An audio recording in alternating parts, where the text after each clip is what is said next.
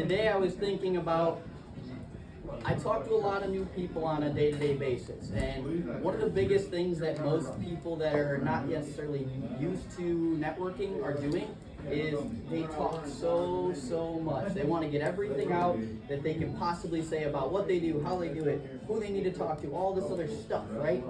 Well, most people, they get into a group setting, they get into a new opportunity, and they start to think, oh, let's throw everything I got at them. Here's every service I offer. Here's every way I can possibly help you out. Here's every person you need to possibly meet. And here's anything you can possibly do for me to help you out. Here's anything I can do for you. Realistically, you got to figure you only have about 30 to 60 seconds on any given day that you can actually make an impact on somebody else. So one of the most powerful skills in networking that I've found is the power of listening. Now, most people want to talk so much that they forget that you can only learn something new when you're not the one talking. You may learn something new, but you can't learn something new when you're the one talking. So there's something called the 80-20 rule. Whenever you're in a new networking scenario, the 80-20 rule is you should be listening 80% of the time, speaking 20%.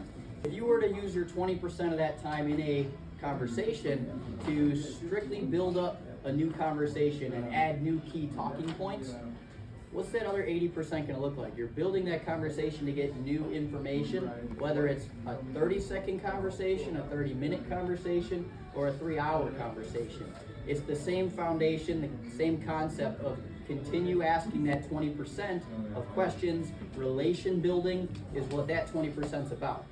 But learn as much as you can about the other person, because every person you meet is a new opportunity for a new connection, a new power partner, a new piece of information, and you never know who that person might know or what they're capable of doing until you actually get to that point. The more you talk, the less you learn. The more you listen, and the better you use that 20% of your listening, the better your opportunities can get and the stronger your networking grows.